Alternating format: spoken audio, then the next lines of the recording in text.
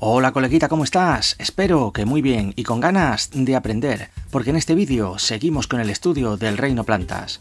Con este ya son 4 los vídeos dedicados al reino vegetal. Si no has visto los anteriores, te recomiendo que los busques en la caja de descripción de este vídeo o en la lista de reproducción. Seguro que encontrarás muchísima información que te resultará interesante. En este cuarto capítulo te voy a hablar de la función de reproducción. Como ya sabes, se trata de una de las 3 funciones vitales que llevamos a cabo todos los seres vivos. En este caso, las plantas pueden realizarla de 3 formas diferentes. Por un lado, encontramos la modalidad asexual, en la que, como ya veremos, todos los descendientes son idénticos al progenitor. En segundo lugar, las plantas disponen de la modalidad sexual, que a pesar de ser un proceso más complejo, proporciona muchas más ventajas a la especie. Por último, muchas plantas van a utilizar la modalidad alternante. Vamos a empezar a hablar de esta última. En la reproducción alternante, la planta a lo largo de su vida va a reproducirse tanto sexual como asexualmente. Durante la fase sexual, la planta desarrolla el gametofito, que tiene la capacidad de crear gametos para reproducirse. En otro momento del ciclo vital, la planta pasará a su fase asexual, donde será el esporofito el encargado de llevar a cabo la reproducción mediante la liberación de esporas. Aunque es un tipo de reproducción que pueden llevar a cabo todas las plantas, es una modalidad propia de plantas inferiores, como son las briofitas y las pteridofitas. En el caso de la reproducción alternante de los musgos, que pertenecen al grupo de las briofitas, la fase de la planta que estamos acostumbrados a ver es el gametofito, que está formado a partir de falsas raíces, tallos y hojas, y que conocemos con el nombre de rizoide, cauloide y filoide. Durante el proceso de la reproducción, este gametofito formará y liberará los gametos masculino y femenino, que al unirse mediante la fecundación formarán un cigoto que al desarrollarse formará el esporofito, formado a su vez por el pie y la cápsula. Posteriormente, cuando el esporofito inicie el proceso de la reproducción, será la cápsula la que libere las esporas, que al germinar formarán un nuevo gametofito, cerrando así el ciclo. Si pasamos ahora a estudiar la reproducción alternante en los helechos, nos daremos cuenta rápidamente de que se trata de un proceso bastante parecido al anterior. En este caso, sin embargo, es el esporofito adulto el que estamos acostumbrados a identificar con la imagen típica de un helecho. En la estructura de este esporofito encontramos unas hojas de gran tamaño que reciben el nombre de frondes y que presentan en el envés unas estructuras llamadas soros que encierran en su interior los esporangios.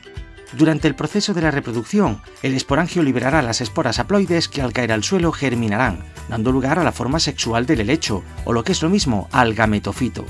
Inicialmente, este gametofito formará los rizoides para anclarse al suelo y poco a poco desarrollará órganos reproductores masculino y femenino, con los que posteriormente formará y liberará gametos de ambos sexos.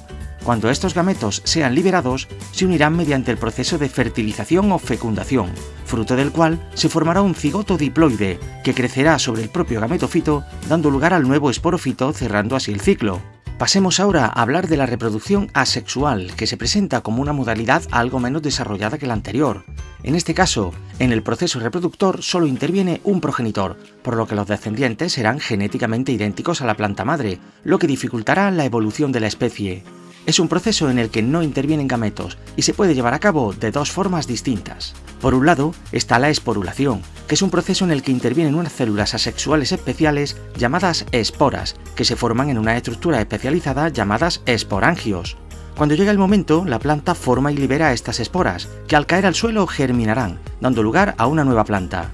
Este tipo de reproducción es típica de musgos y hepáticas.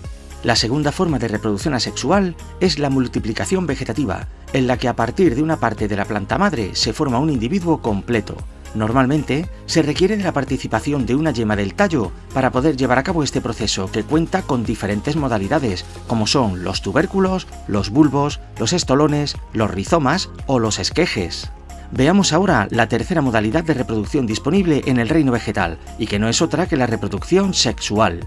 Se trata de un proceso característico de plantas superiores, ya que requiere de ciertos tejidos especializados. En este caso, los órganos sexuales de la planta se localizan en la flor, y requiere de la formación y participación de unas células especializadas que conocemos con el nombre de gametos.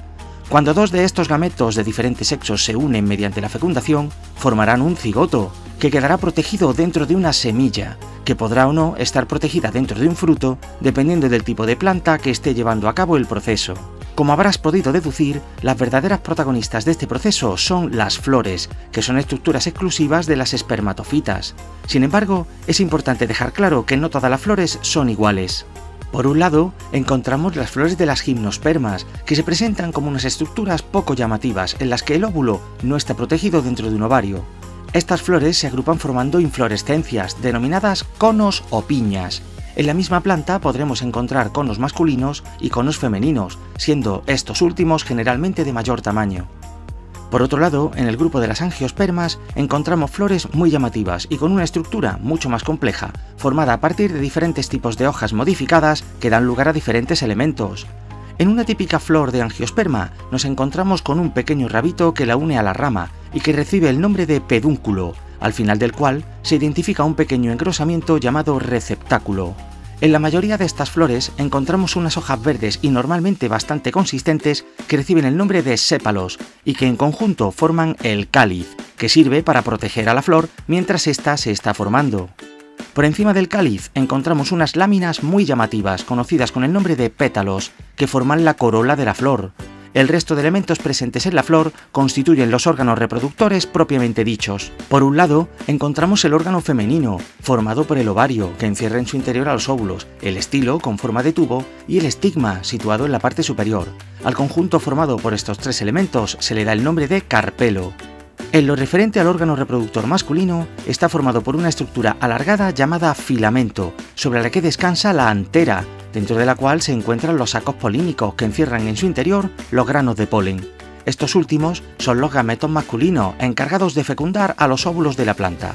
El órgano reproductor masculino recibe el nombre de estambre. Cuando una flor presenta órganos reproductivos masculino y femenino, se la llama hermafrodita o completa. Sin embargo, algunas flores solo presentan órganos masculinos o femeninos, en cuyo caso se la identifica como flor unisexual o incompleta. Veamos por último las etapas o fases de la reproducción sexual. Inicialmente, se requiere la formación del polen, que se llevará a cabo en las anteras de los estambres. Una vez formado el polen, es necesario que estos pequeños granitos viajen desde el estambre hasta el carpelo de la flor. A este viaje se le llama polinización y requiere de la intervención de un agente polinizador. En el caso de las gimnospermas, será el viento el encargado de realizar esta tarea, mientras que en las angiospermas, al contar con flores mucho más llamativas, serán los insectos los que normalmente lleven a cabo este proceso.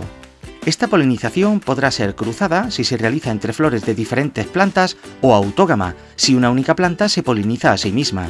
Tras la polinización, tendrá lugar la unión del gameto masculino y el gameto femenino en un proceso conocido como fecundación, en el que los granos de polen se unen a los óvulos de la planta. En las angiospermas, el grano de polen tendrá que avanzar a lo largo del carpelo, utilizando para ello un tubo polínico que le permitirá llegar al interior del ovario. Tras la fecundación, el óvulo dará lugar a la semilla, que incluirá en su interior sustancias nutritivas que permitirán el desarrollo del embrión. En las gimnospermas, la semilla se llama piñón y nunca está protegida por un fruto.